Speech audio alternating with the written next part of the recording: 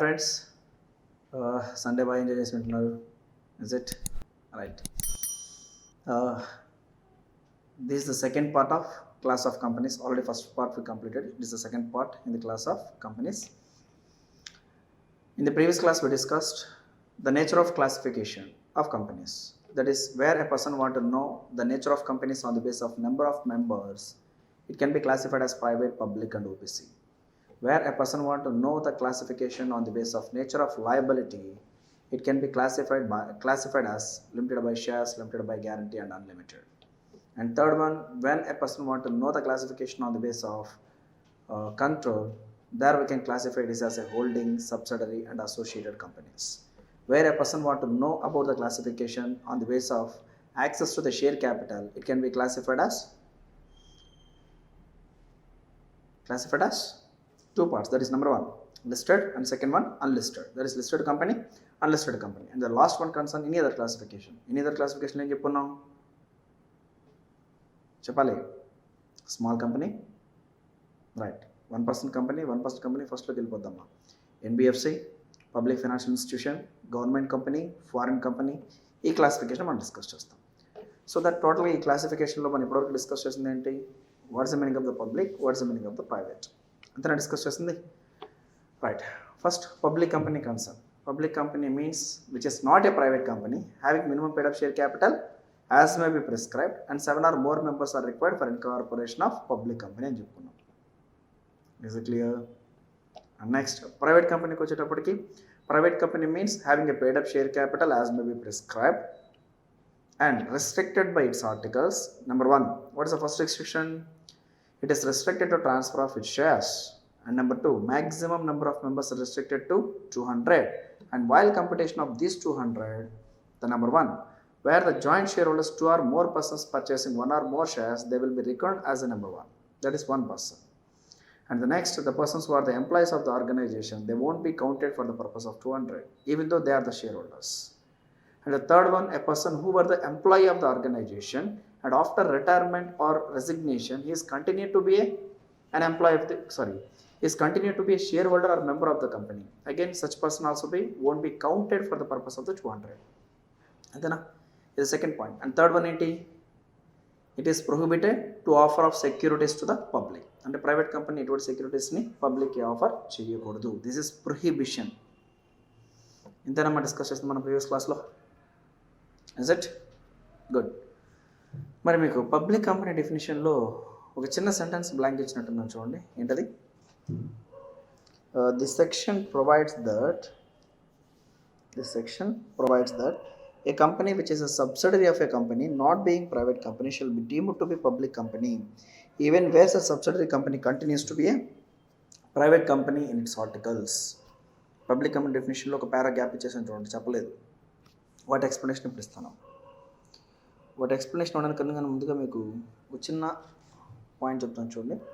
మీకు holding company, subsidiary company అంటే idea ఉందా? ఏంటమ్మది? Holding company and subsidiary company.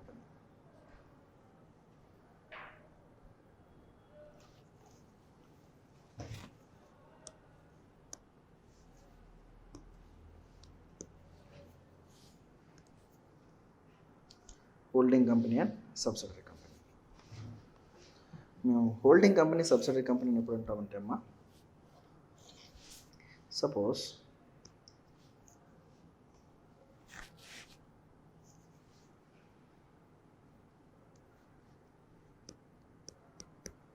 ITC company ఉందమ్మా, ఇంకో కంపెనీ ఏటీసీ ఉందమ్మా. ఏంటి సార్ ఏటీసీ ఉందా? ఐటీసీ కంపెనీ ఐడియా ఉందమ్మా మీకు? ఏ ప్రోడక్ట్స్ ప్రొడ్యూస్ చేస్తుంది ITC company? Shampoos, right, soap, food items, Sunfeast, ఇంకా టొబాకో, సిగరెట్స్ మొత్తం ప్రొడ్యూస్ చేసేంత ఐటీసీగా. బట్ మీకు తెలియాల్సింది ఇంకోటి ఏంటంటే అమ్మ, పేరుకు మాత్రం ఐటీసీ అమ్మ, ఆ సిగరెట్స్ ప్రొడక్షన్ అంతా చేసేది ఎవరు అంటే ATC.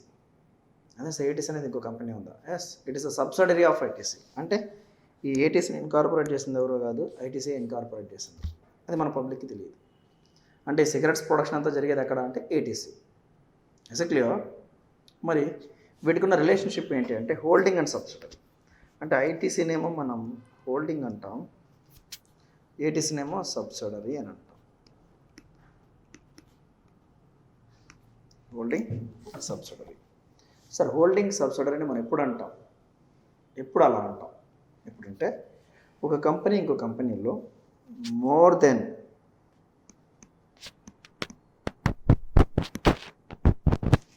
half of share capital,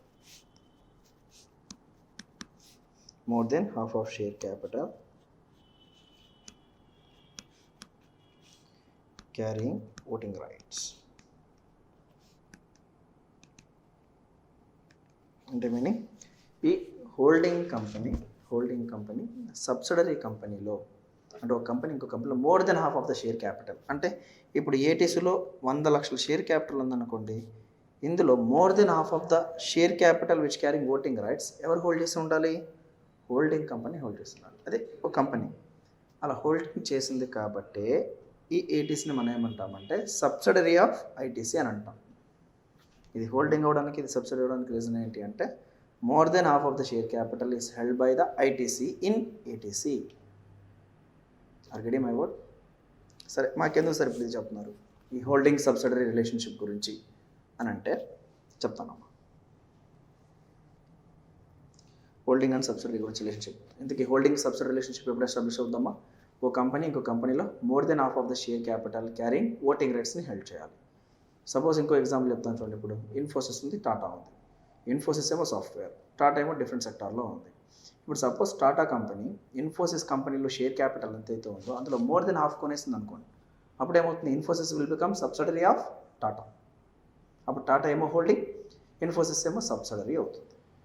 right. Next right. ఇప్పుడు ఈ హోల్డింగ్ సబ్సిడరీ గురించి ఇప్పుడే మాకు ఎందుకు చెప్పారు సార్? యాక్చువల్గా మనం public private company definition discuss చేస్తున్నాం కదా. ఇప్పుడు హోల్డింగ్ అండ్ సబ్సిడరీ గురించి ఎందుకు చెప్పారంటే ఇప్పుడు చూద్దామా.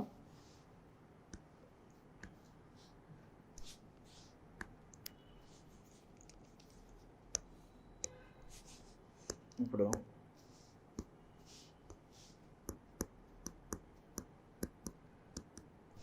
XYZ లిమిటెడ్ అనేది పబ్లిక్ కంపెనీ అమ్మ. లిమిటెడ్ అనే వర్డ్ అయితే పబ్లిక్, ప్రైవేట్ లిమిటెడ్ అనే వర్డ్ అయితే ఇట్స్ ఎ ప్రైవేట్ కంపెనీ. ఇప్పుడు XYZ limited suppose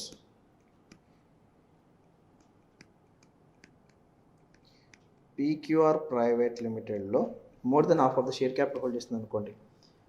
more than half of the share capital carrying voting rights. ఇలా ఉంటే ఏమవుతుంది? XYZ ఏమో హోల్డింగ్, ఇదేమో సబ్సిడరీ. ఇలాంటి సిచ్యువేషన్స్ అరైజ్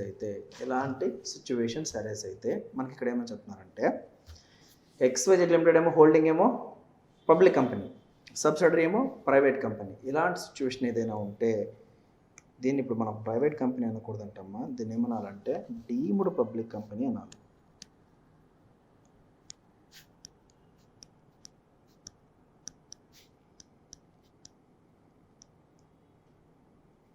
ఏమనాలి? Deemed public company. ఇలా అనడం వల్ల బెనిఫిట్ ఏంటి సార్? డీమ్డ్ పబ్లిక్ కంపెనీ అనడం వల్ల బెనిఫిట్ ఏంటి అంటే అమ్మా, ఇది ప్రైవేట్ కంపెనీ అయినా, PQR ప్రైవేట్ లిమిటెడ్ అనేది ప్రైవేట్ అయినా it has to be complied the provisions as it is as a public company.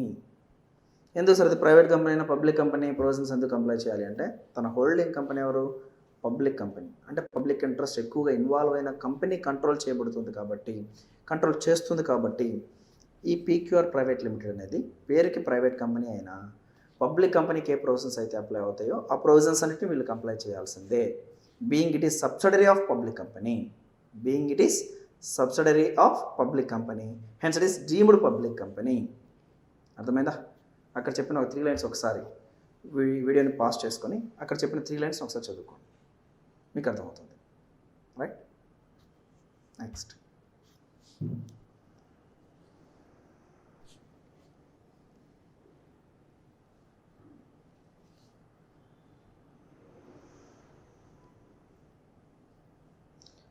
Public company అయిపోయిందమ్మా, ప్రైవేట్ కంపెనీ అయిపోయింది. డెఫినేషన్ నెక్స్ట్ ఏంటది?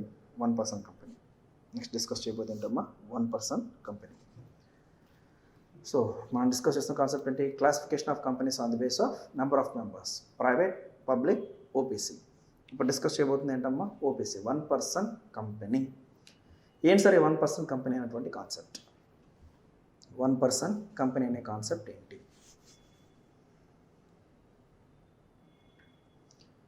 యాక్చువల్గా కంపెనీస్ యాక్ట్ 1956 ప్రీవియస్గా అమ్మ మనం డిస్కస్ చేసిన విధంగా 30th August 2013 నుంచి మనకు కంపెనీస్ యాక్ట్ 2013 అనేది ఎన్ఫోర్స్మెంట్లోకి వచ్చిందమ్మా, కాదమ్మా.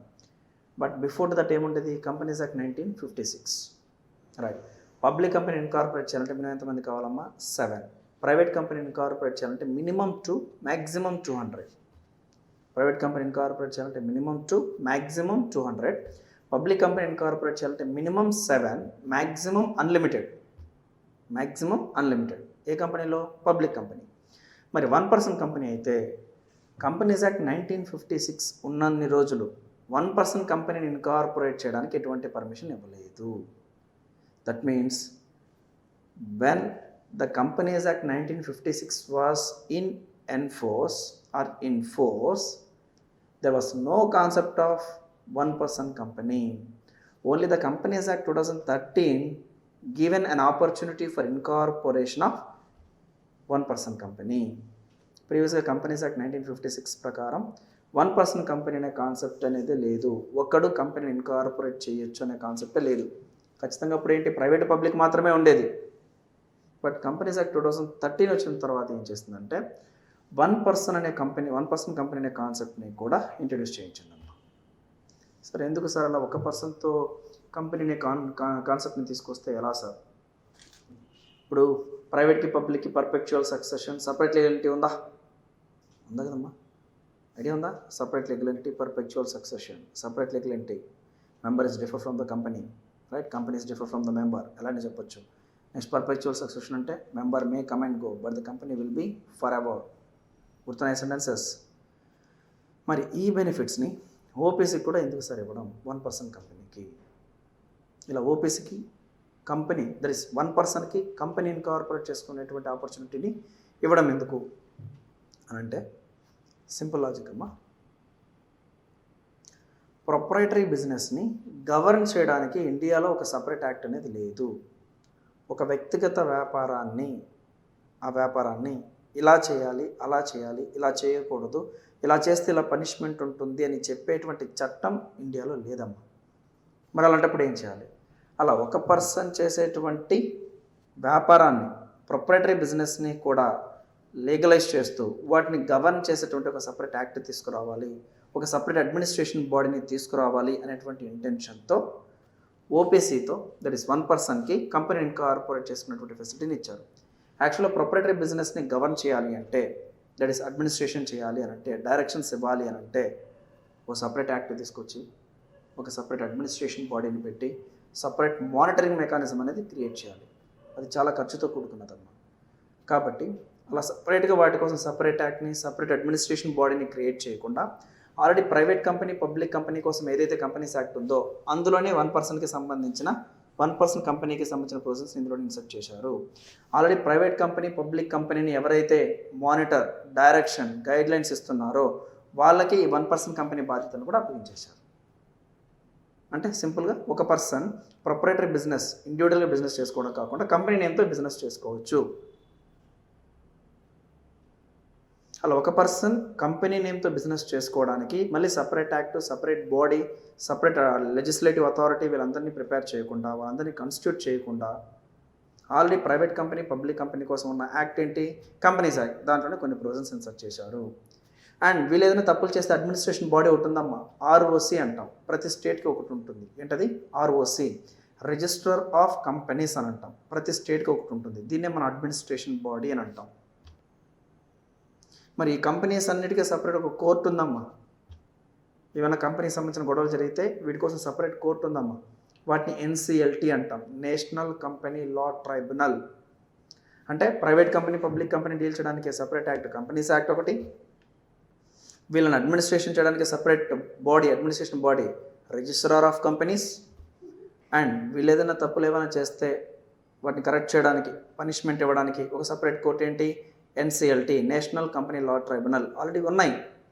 ఇలా ఉన్నప్పుడు ప్రైవేట్ పబ్లిక్ కంపెనీకి మళ్ళీ 1% కంపెనీ కోసం ఒక యాక్ట్, ఒక అడ్మినిస్ట్రేషన్ బాడీ, ఒక కోర్టు క్రియేట్ చేయాలంటే ఖర్చుతో కూడుకుందేగా. కాబట్టి ఒక పర్సన్ కంపెనీ ఇన్కార్పొరేట్ చేసే కాన్సెప్ట్ని కంపెనీస్ యాక్ట్లో ఇన్సర్ట్ చేశారు. దీనివల్ల బెనిఫిట్ ఏంటి? సింగిల్ పర్సన్ ఎవడైనా సరే కంపెనీ స్టార్ట్ చేయొచ్చు. అంటే సార్ మన వీధి చివర ఇడ్లీ షాప్ ఉంది సార్, దోశ షాప్ ఉంది కదా, మరి వాళ్ళ కంపెనీ పెట్టేయచ్చు. ఆబ్వియస్లీ ఒక పర్సన్ తన కంపెనీ నేమ్తో పెట్టేయచ్చు, తన ఇష్టం, 1% కంపెనీ. కానీ ఒకటి గుర్తుపెట్టుకోవాలి, తను నార్మల్గా ఇడ్లీ దోశలు వేసుకొని అమ్ముకుంటున్నాడు అనుకోండి, ఎలా అమ్ముకున్నా తన వ్యాపారానికి ఏ చట్టం అప్లికబుల్ కాదు, జెన్యున్గా బిజినెస్ చేసుకుంటే చాలు. కానీ కంపెనీ పేరుతో తన వ్యాపారం చేస్తున్నాడంటే కంపెనీస్ యాక్ట్లో ఏవైతే ప్రొవిజన్స్ ఉంటాయో వాటి గురించి కొంచెం నాలెడ్జ్ ఉండాలి. కంపెనీస్ యాక్ట్లో చెప్పినటువంటి ప్రొవిజన్స్ ప్రకారం తన బిజినెస్ చేయాలి, డే టు డే అఫైర్స్ అలా జరగాలి. అంటే అప్పుడు ఏంటి సార్ సపోజ్ అప్పుడైతే నేను ఏదో ఇడ్లీ కంపెనీకి వెళ్ళొస్తానని చెప్పచ్చా? రైట్, నా కంపెనీ ఇడ్లీ అమ్ముతుంది, వెళ్ళొచ్చు. నేను ఇడ్లీ కంపెనీకి వెళ్తానని చెప్పొచ్చు. నువ్వు కటింగ్ చేసుకోవడానికి వెళ్తాను, ఎక్కడ వెళ్తారా, అక్కడికి కటింగ్ చేసేటప్పుడు కంపెనీ ఉంది కదా, కంపెనీకి వెళ్తానని చెప్పొచ్చు నువ్వు. అంటే సార్ అప్పుడు చిన్న చిన్న బిజినెస్లోనే కంపెనీలు అయిపోతాయి కదా. అవ్వాలనే ఉద్దేశంతోనే కంపెనీస్ యాక్ట్ 2013 ఈ కాన్సెప్ట్ ఇంట్రడ్యూస్ చేశారమ్మా. బట్ ఒక పర్సన్కి కంపెనీ ఇన్కార్పొరేట్ చేసేటువంటి ఆపర్చునిటీ ఇచ్చిన హ్యూజ్గా దీన్ని యూజ్ చేయకపోవడానికి రీజన్ ఏంటి అంటే ఫ్రీడమ్ అమ్మ.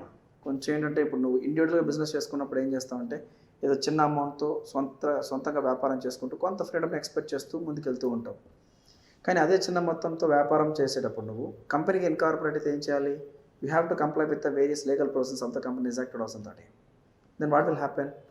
Your small amount of investment may not be sufficient to comply with the process of the Companies Act 2013. Might be these are the little bit reasons why the 1% company has been not that much incorporated by the huge public. Public ఎందుకు ఎక్కువ incorporate చేయట్లేదు అంటే ఇలా కొంచెం ఖర్చుతో కూడుకున్నది, నేను సొంతంగా వ్యాపారం చేసుకుని నన్ను ఎవడు అడగడు కదా, నా పైన అజమాయిషీ ఉండదు కదా.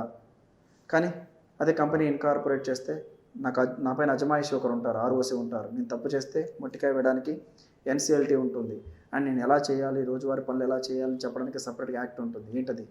Companies act 2013. Right. So that to encourage proprietary business, that is nothing but to encourage entrepreneurship, 1% company concept has been introduced. That is where a person want to start a new business by innovation. If he has a doubt that if there is any huge risk in near future, he can incorporate 1% company. In such a situation, he may lose his capital only to the extent of the amount invested in the business. ఎవడైనా ఒక కొత్త innovative థాట్తో ఒక business చేద్దాం అనుకుని వచ్చాడు. అలాంటి వాడికి ఏంటి, అరే నేను తీసుకొచ్చిన డబ్బులతో పాటు నేను కూడా అప్పులు పాలైపోతానేమో, నా ఆస్తులు కూడా పోతాయేమో నా వ్యాపారంతో, బట్ నాకైతే మంచి ఇన్నోవేటివ్ థాట్ ఉంది, ఫ్యూచర్లో ఇది మంచిగా క్లిక్ అవుతుందని నేను ఎక్స్పెక్ట్ చేస్తున్నాను అనుకున్నవాడు ఏం చేయొచ్చు? హ్యాపీగా 1% కంపెనీని పెట్టచ్చు. అలా 1% కంపెనీ స్టార్ట్ చేస్తే ఏమవుతుందమ్మా, ఆ కంపెనీలోకి ఎంత ఇన్వెస్ట్మెంట్ తీసుకొచ్చాడో అంతవరకు తను లూజ్ అవుతాడు. బియాండ్ దట్ లూజ్ అవ్వాల్సిన అవసరం లేదు కదా, బియాండ్ దట్ లూజ్ కాడు. రైట్. ఇలాంటి బెనిఫిట్ కూడా ఉంది. సో దట్ ఇలాంటి ఇంటెన్షన్ ఉన్న వాళ్ళు హ్యాపీగా ఏం చేయొచ్చు అంటే 1% కంపెనీని ఇన్కార్పొరేట్ చేయొచ్చు. Are getting my words? Right. మీకు క్లాస్ స్టార్ట్ అయినప్పటి నుంచి అమ్మా private company, public company definition ఒకసారి రివైజ్ చేశాను. దాని తర్వాత పబ్లిక్ కంపెనీ డెఫినేషన్లో ఒక 3 లైన్స్ హోల్డింగ్ సబ్సిడరీకి సంబంధించి లింకప్ అయిన పాయింట్ని ఒకసారి ఎక్స్ప్లెయిన్ చేశాను. తర్వాత 1% కంపెనీ కాన్సెప్ట్ చెప్తున్నాను. అసలు కంపెనీస్ యాక్ట్ 1956 ప్రకారం లేని ఇటువంటి 1% కంపెనీ కాన్సెప్ట్ ఎందుకు కంపెనీస్ యాక్ట్ 2013లో ఇచ్చారు అనేది మీకు లిటిల్ బిట్ ఎక్స్ప్లెయిన్ చేశాను. ఇంకా ఎలాబరేట్గా డిస్కస్ చేస్తాము వీటి గురించి. రైట్. చూడండి next point, 1% company. Section 2, Class 62 of the Companies Act 2013 defines 1% company as a company which has only 1 person as a member. So 1% company అంటే ఏదో కాదంటమ్మా, a company which has only 1 person as a member. ఒక person మాత్రం member ఉంటాడు. అలా 1% మెంబర్గా ఉంటూ incorporate చేసినటువంటి company OPC అమ్మ. అండ్ గుర్తుపెట్టుకోండి, ప్రైవేట్ కంపెనీనైనా పబ్లిక్ కంపెనీనైనా ఎవరైనా ఇన్కార్పొరేట్ చేయొచ్చు. అంటే ఒక నేచురల్ పర్సన్ ఇన్కార్పొరేట్ చేయొచ్చు, ఒక ఆర్టిఫిషియల్ పర్సన్ అయినా ప్రైవేట్ కంపెనీని, పబ్లిక్ కంపెనీని ఇన్కార్పొరేట్ చేయొచ్చు. ప్రీవియస్ క్లాస్లో చెప్పాను, ఒక కంపెనీ ఇంకో కంపెనీ స్టార్ట్ చేయొచ్చు అంటే ఎస్ అని చెప్పాను. ఇంతకుముందు చెప్పిన మీకు ఐటీసీ, ఏటీసీ ఎగ్జాంపుల్ చెప్పాను. ఏటీసీ కంపెనీ ఎగ్జిస్టెన్స్లోకి వచ్చిందంటే అసలు ఏటీసీని ఇన్కార్పొరేట్ చేసింది ఎవరు? ఐటీసీ కదా. అంటే మీనింగ్ ఏంటి? ఒక ఆర్టిఫిషియల్ పర్సన్ ఇంకో ఆర్టిఫిషియల్ పర్సన్ ఇన్కార్పొరేట్ చేయొచ్చు. కానీ గుర్తుపెట్టుకోండి, 1% కంపెనీని మాత్రం నేచురల్ పర్సన్ మాత్రమే ఇన్కార్పొరేట్ చేయగలడు, ఆర్టిఫిషియల్ పర్సన్ ఇన్కార్పొరేట్ చేయకూడదు. That is 1% company can be incorporated only by a natural person, that too only a single member can incorporate OPC. And OPC should not have more than one person as a member. Should not have a more than one person as a member. And next, second, one person company have been introduced to encourage entrepreneurship and corporatization of business. ఎంటర్ప్రెనర్షిప్ని encourage చేయడానికి, corporatisation of the బిజినెస్ని encourage చేయడానికి. Entrepreneurship అంటే ఒక పర్సన్కి ఉన్నటువంటి వ్యాపారం, ఆ పర్సన్కి ఉన్నటువంటి వ్యాపార గుణాలను ప్రోత్సహించడానికి 1% కంపెనీ కాన్సెప్ట్ ఇంట్రడ్యూస్ చేశాం. దాంతోపాటు ఏంటి, కార్పొరేటైజేషన్ ఆఫ్ బిజినెస్, ఒక వ్యాపారాన్ని కంపెనీగా కన్వర్ట్ చేయడానికి. నార్మల్ బిజినెస్ని కార్పొరేటైజేషన్, దట్ ఈస్ కంపెనీస్ యాక్ట్ని కంప్లై చేస్తూ వాటికి rich look and in compliance with the persons of the companies act తీసుకురావడానికి 1% కంపెనీ అనే కాన్సెప్ట్ని ఇంట్రడ్యూస్ చేశారమ్మా. సింపుల్ లాజిక్ అమ్మా. ఇప్పుడు నీకు ఒక చిన్న fruits shop or gift shop ఉంది అనుకుందాం. ఫ్రూట్స్ ప్లస్ గిఫ్ట్ షాప్ రెండు ఉన్నాయి. ఒక చిన్న షాప్లోనే అడ్జస్ట్ చేసి బిజినెస్ చేస్తున్నావు. నీకు ఇప్పుడు లోన్ కావాలయ్యా, వీళ్ళు బ్యాంక్ దగ్గరికి వెళ్ళావు. సార్ వెళ్ళగానే మేనేజర్ దగ్గరికి వెళ్ళి, సార్ బాగున్నారని అనుకో, ఏమైనా వచ్చావు ఏంటంటాడు. సార్ ఈ విధంగా నాది ఫ్రూట్స్ షాప్, చిన్న గిఫ్ట్ షాప్ ఉంది సార్, నా చిన్న లోన్ కోసం వచ్చానంటే, అవునా సార్ ఒక అప్లికేషన్ రాసి చెల్లు, తర్వాత చూద్దాం, నీకు అప్డేట్ తలే ఇలా అంటాడు. అదే నీ ఫ్రూట్స్ బిజినెస్ అండ్ ఆ గిఫ్ట్ షాప్ అనేది నువ్వు కంపెనీకి ఇన్కార్పొరేట్ చేసావు. And if it is a OPC అనుకోండి, అప్పుడు ఏమవుతుంది, might be you will become a member as well as director. నువ్వే member as well as director అయి ఉన్నావు అనుకో. అప్పుడు ఏమవుతుందో చూడండి, సపోజ్ అదే బ్యాంక్కి వెళ్ళావు, ఏమైనా వచ్చాయండి, sir I'm the director of the sons company అన్నావు అనుకోండి. Sir please be seated. Sir cool drink చెప్పండి రా. సార్ చెప్పండి సేన్స్ ఇలా వచ్చారండి. సార్ మా కంపెనీకి ఇలా లోన్ కావాలి. సార్ ఎక్కడ ఉంది సార్ మీ కంపెనీ? ఇలా అండి సోన్స్ ఫ్రూట్ షాప్ ఉంటుంది, గిఫ్ట్ షాప్. సార్ అదే సార్ చిన్న షాప్ కదండి, అది కంపెనీ ఏంటి? సార్ నేను బిజినెస్ని కార్పొరేటైజ్ చేద్దాం అనుకుని కంపెనీస్ యాక్ట్ ప్రకారం నేను స్టార్ట్ చేశానండి. Okay sir, good thought sir, good. మీకు ఎంత కావాలి చెప్పండి లోను, వాటికి సంబంధించిన శాంక్షన్ వర్క్స్ నేను చూస్తాను అంటాడు. ఎందుకు? నువ్వు ఇండివిజువల్ బిజినెస్ అయితే లోన్ ఇవ్వడానికి ఆలోచించిన పర్సన్, నువ్వు 1% కంపెనీ అని తెలియగానే లోన్ ఇవ్వడానికి కొంచెం విల్లింగ్నెస్ ఎందుకు చూపించాడు? Simple logic. నువ్వు సింగిల్ బిజినెస్ చేస్తున్నప్పుడు, ఇండివిజువల్గా బిజినెస్ చేస్తున్నప్పుడు నీ పైన కంట్రోల్ ఎవరిది లేదు, అడ్మినిస్ట్రేషన్ బాడీ లేదు, కంట్రోలింగ్ అథారిటీ లేదు. అదే నువ్వు 1% కంపెనీ ఇన్కార్పొరేట్ చేసావా, నీకు సపరేట్ ఒక యాక్ట్ ఉంది, కంట్రోల్ చేసేటువంటి యాక్ట్ ఏంటది? Companies act. నీ పైన ఒక అడ్మినిస్ట్రేషన్ బాడీ ఒకటి ఉంది, ఏంటది? ROC, register of companies. నువ్వు తప్పు చేస్తే ముట్టికాయ వేయడానికి ఒక పైన కోర్టు ఉంది, ఎన్సిఎల్టీ. కాబట్టి కంపెనీస్ పైన ట్రస్ట్ ఎక్కువ. ఒక ఇండివిజువల్ ఒక బ్యాంక్కి వెళ్తే ఇవ్వనటువంటి లోన్, కంపెనీ తరపున ఒక డైరెక్టర్గా నువ్వు వెళితే వెంటనే శాంక్షన్ చేయడానికి లేదు, నీకు కొంచెం ప్రయారిటీ ఇవ్వడానికి రీజన్ ఏంటి అంటే, నార్మల్గా ఇండివిజువల్ చేసేటువంటి బిజినెస్కి సెక్యూరిటీ లేదు, సపరేట్ యాక్ట్ లేదు, అడ్మినిస్ట్రేషన్ బాడీ లేదు, కంట్రోలింగ్ అథారిటీ లేదు. అదే నువ్వు 1% కంపెనీకి ఇన్కార్పొరేట్ చేస్తే నీకోసం సపరేట్ యాక్ట్ ఉంది, సపరేట్ అడ్మినిస్ట్రేషన్ బాడీ ఉంది, సపరేట్ కోర్ట్ ఉంది. That is the security, that is the image, corporatisation image. Are getting my words? Right. Third point. OPC differ from sole proprietary concern in an aspect that OPC is a separate legal entity with limited liability of the member, whereas in the case of sole proprietary, the liability of owner is not restricted. అంతే కదమ్మా, the basic difference between individual business and OPC. రెండింటిలోనూ ఒకటే వ్యాపారవేత్త, కానీ individual బిజినెస్లో నీకు loss వస్తే ఆ లాస్ ఎంత అంటే అన్లిమిటెడ్. వ్యాపారంలో వచ్చిన లాసే కాకుండా ఇంకేదైనా బేర్ చేయాల్సి వస్తే నువ్వు బేర్ చేయాల్సిందే, అన్లిమిటెడ్ నీ లాస్. బట్ కానీ ఎప్పుడైతే నీది 1% కంపెనీయో అలాంటప్పుడు నీ లాస్ అనేది limited, only to the extent of unpaid portion of the share capital. Limited liability అని మాట్లాడుకున్నాం కంపెనీ క్యారెక్టర్లో. అంటే కంపెనీలోకి ఎంత క్యాపిటల్ తీసుకొచ్చాడో లేదా ఎంత తీసుకొస్తానని ప్రామిస్ చేశాడో అంతవరకే తన లయబిలిటీ. బియాండ్ దట్ బేర్ చేయాల్సిన అవసరం లేదు. ఎందుకంటే మనకు తెలిసిన concept, there is a concept of limited liability. Is it clear? So టోటల్గా మీకు classification of companies on the basis of number of members. Public company అంటే ఏంటి, ప్రైవేట్ కంపెనీ అంటే ఏంటి, 1% కంపెనీ అంటే ఏంటి డిస్కస్ చేసాం. Is it clear? Now we're moving on to second classification.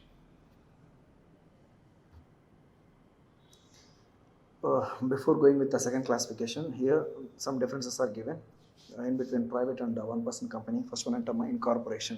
Private company incorporation కి 2 or more persons కావాలి, but 1% కంపెనీకి ఒక natural person. And number of members, private కంపెనీలో మినిమం 2, మ్యాక్సిమం 200, బట్ ఓపీసీలో మినిమం 1, మ్యాక్సిమం కూడా 1. And next number of directors. And company start చేసిన తర్వాత మీకు చెప్పానమ్మా, మెంబర్స్ డే టు డే బిజినెస్లో పార్టిసిపేట్ చేయడం అనేది కాదు, సపరేట్గా డైరెక్టర్స్ని అపాయింట్ చేయాలి, ఇట్ ఇస్ మ్యాండేటరీ అని చెప్పి అనుకున్నాం. సో దట్ అప్పుడు ఏమవుతుంది, ప్రైవేట్ కంపెనీ స్టార్ట్ చేస్తే మినిమం 2 డైరెక్టర్స్, పబ్లిక్ కంపెనీ అయితే మినిమం 3 డైరెక్టర్స్, మరి ఓపీసీ అయితే మినిమం 1 డైరెక్టర్ని అపాయింట్ చేయాలి. తను చూసుకుంటాడు డే టు డే బిజినెస్. అర్థమైందా? సపోజ్ లేదంటే చిన్న ఎగ్జాంపుల్ చెప్తానమ్మా. కోకోకోలా బెవరేజెస్ ఉన్నాయి. సపోజ్ దాంట్లో ఒక 4 షేర్లు కొన్నావు అనుకుందాం. షేర్స్ కొన్నావు, నువ్వు మెంబర్, ఓనర్, రైట్. ఏదో పని వచ్చింది, నువ్వు ఏదో పని మీద వెళ్తున్నావు, అక్కడ కోకోకోలా కంపెనీని కనపడింది, నీకు వెంటనే గుర్తొచ్చింది, అవునరా 4 షేర్లు ఉన్నాయిగా అంటే నేను ఓనర్, ఈ కంపెనీకి ఓనర్. నేను వెళ్ళి గేట్ మ్యాన్ వాచ్మ్యాన్ దగ్గరికి గేట్ దివరా అని అంటున్నావు. తర్వాత గేట్ నీకోసం ఓనర్ కదా నువ్వు, వెంటనే తీసి లోపల రండి సార్, కూర్చోండి సార్, నీ సేపు కూర్చోబెట్టి నీకు మంచి మర్యాదలు చేయమంటావా ఏంటి? సార్ చేయాలి కదా సార్, నేను ఓనర్ కాదమ్మా, గుర్తుపెట్టుకో. నువ్వు ఓనర్గా నువ్వు ఏ డిసిషన్స్కి పార్టిసిపేట్ చేయాలో ఆ డిసిషన్స్కి వచ్చి నువ్వు పార్టిసిపేట్ చేయొచ్చు. డివిడెండ్ వచ్చినప్పుడు హ్యాపీగా తీసుకెళ్ళచ్చు.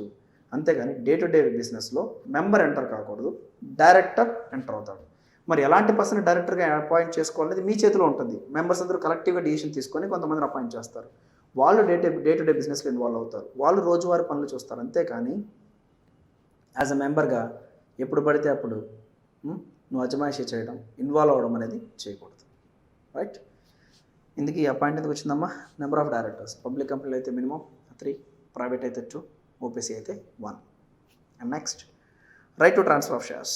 ప్రైవేట్ కంపెనీ షేర్స్లో ఏంటమ్మా? ఒక పర్సన్ నుంచి ఇంకో పర్సన్కి ట్రాన్స్ఫర్ చేయడం అనేది రెస్ట్రిక్టెడ్. గుర్తుపెట్టుకోండి, ప్రైవేట్ కంపెనీ డెఫినేషన్లో first sentence.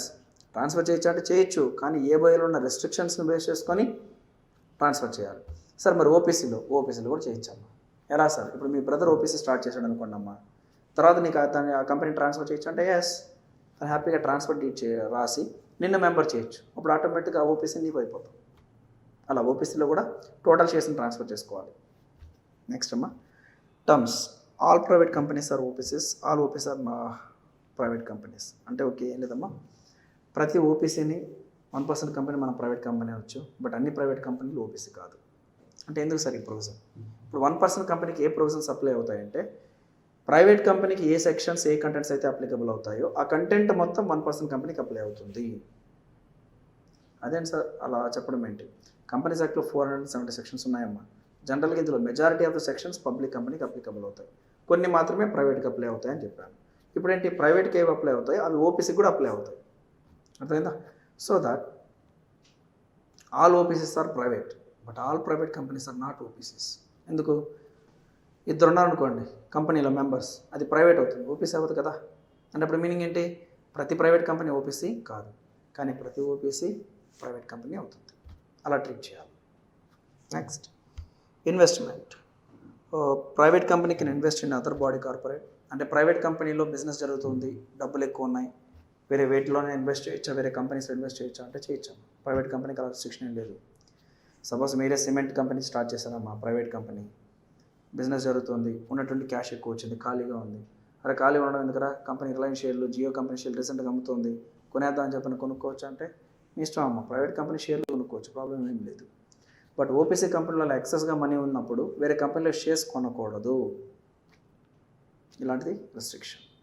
Next small company. ఈ స్మాల్ కంపెనీ అనే పాయింట్ ఏదైతే ఉందో 7th point end of the చాప్టర్లో నేను ఎక్స్ప్లెయిన్ చేస్తాను. So 6 points అర్థమయ్యా? 6 పాయింట్లు ఏం చెప్పాను? ప్రైవేట్ కంపెనీకి ఓపీసీకి ఉన్న డిఫరెన్సెస్ చెప్పానమ్మా. ఒకసారి జాగ్రత్త చదువుకోండి, ఇంపార్టెంట్ చాప్టర్, సెకండ్ చాప్టర్. మీకు సెకండ్ చాప్టర్ అంత బాగా అర్థమైతే తర్వాత నేను టోటల్ కంపెనీస్ యాక్ట్ని మీకు అంత క్లియర్గా తీసుకెళ్ళగలను. ఓకేనా? That's all for the day. Remaining concept will discuss next class.